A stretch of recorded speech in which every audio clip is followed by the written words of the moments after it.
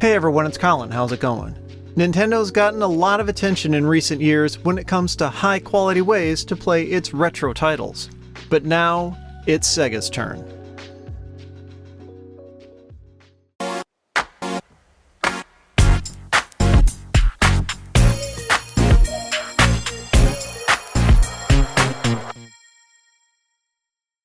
Analogue sent me their newest console, the Mega SG, and I was excited to see how it compared to their previous device, the Super NT.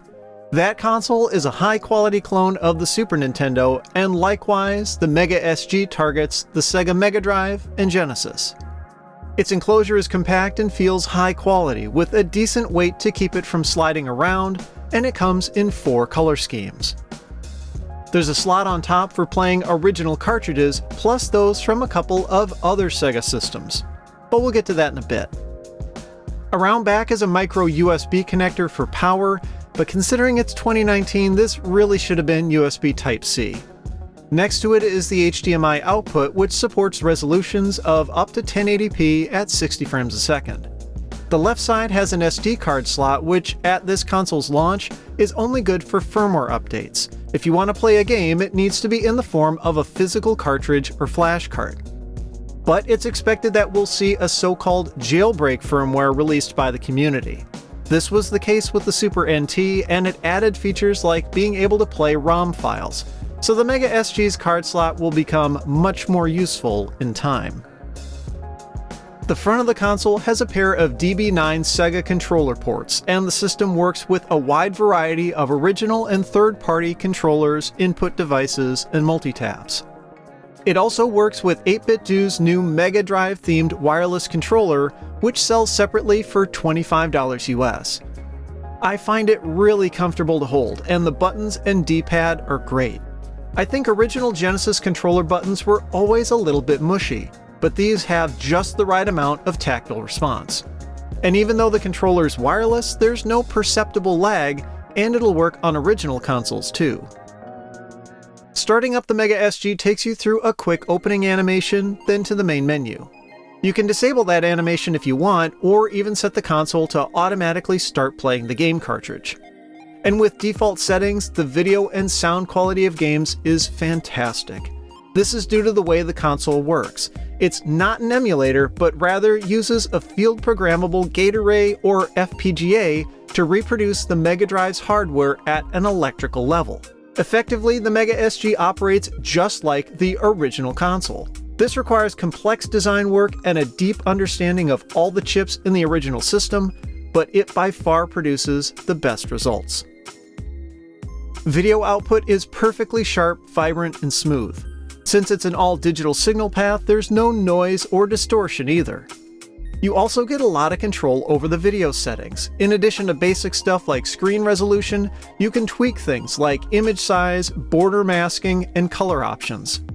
By default, the Mega SG uses simple nearest neighbor scaling, which produces the sharpest results, though some might find it a bit blocky. There are several scaler options you can cycle through that have different types and amounts of interpolation. 2 varieties of scanlines are available, and their depth can be adjusted, though honestly, I find that neither of them looks quite right. In the advanced options, you can control how the console buffers game playback.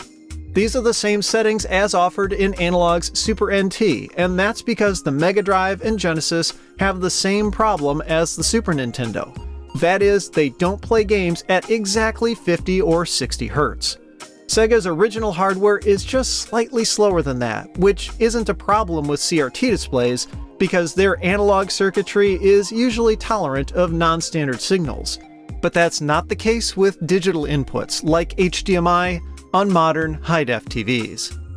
The default zero delay mode has, as you might guess, zero input delay, and it does this by slightly speeding up gameplay to the correct frame rate. It's only a difference of 0.13%, which isn't noticeable at all, and works out to something like being 1 second fast over the course of 10 minutes. The other 2 modes aim to keep the original speed. One fully buffers the display but imposes a 1-frame lag, and the other has no lag, but it's susceptible to screen tearing. The Mega SG's audio quality and options are equally as impressive. Just as it replicates the console's CPU and graphics chips, the FPGA also covers the Yamaha YM2612, which is what gives the Mega Drive its signature sound. Later revisions of the original console switched to a different chip that wasn't quite as good, so I was relieved that the Mega SG reproduces the 2612's sound quality very faithfully.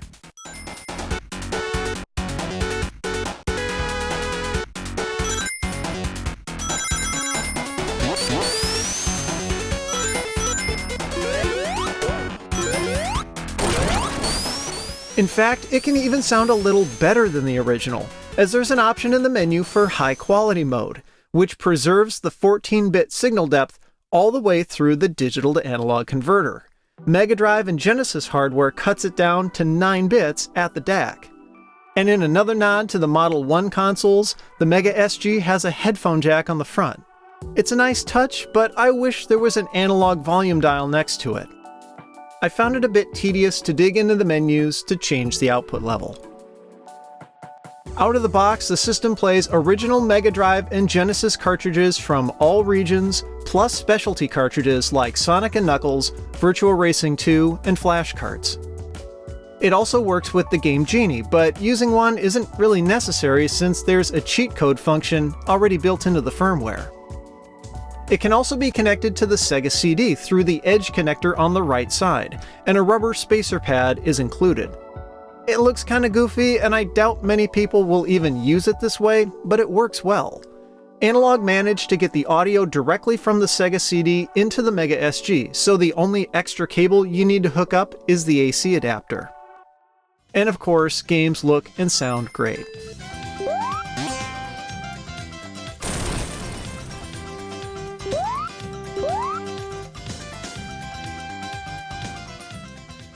In an interesting twist though, the Mega SG also comes with an adapter for Master System games, so there's no need for the power base converter. And sometime after the console's release, additional adapters will be available to play even more Sega cartridges, like those from the SG-1000 and Game Gear. So the Mega SG will end up supporting quite a wide variety of Sega's 8 and 16-bit platforms. But it's worth noting that at the time this video went live, it doesn't support the 32X or its games. Analogue says this is due to video issues, specifically the unique linking arrangement that the 32X hardware used, but they also say they're working on a solution. In what's becoming a bit of a tradition with its consoles, Analogue includes a copy of a previously unreleased game in the Mega SG's firmware. It's called Ultra Core, and it was written by Digital Illusions in 1994 under the original name Hardcore. It ultimately went unpublished as it came late in the 16-bit console generation, and there were concerns about competing with this new system at the time called the PlayStation. It's a run and gun, and while it's not necessarily groundbreaking, it's still plenty of fun. So the Mega SG brings a lot of functionality, but it begs the question of who it's for. Many hardcore gaming purists prefer period-accurate setups, using professional CRT displays and RGB cables. Likewise, those who are perfectly fine with the quality of software emulation like that of RetroPie may find the Mega SG's price tag of $190 US a bit steep, especially if their current setup costs little, if anything. But those are two extremes on either end of the gaming spectrum, and I think the Mega SG is a solid option for those in the middle. People who have an existing cartridge collection or always wanted to explore Sega's 8 and 16-bit eras. It offers arguably the best output quality one could get with the convenience of using a modern display. Yeah, that $190 price isn't the cheapest, but at the same time, the Mega SG apparently isn't all that inexpensive to manufacture either. Just its Cyclone 5 FPGA alone sells for $53 from suppliers. The fact that it plays games from several of Sega's consoles might be the most compelling feature, so you can get that awesome video and sound quality across a wide range of titles. That's something Analogue's own Super NT doesn't even offer.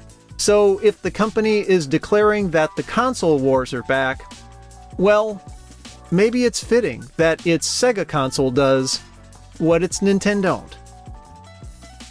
Sorry. Big thanks to Analogue for sending a Mega SG my way for this review. I'll include a link in the description with more info. If you liked the video, I'd appreciate a thumbs up and be sure to subscribe. You can follow me on Twitter and Instagram at thisdoesnotcomp. And as always, thanks for watching.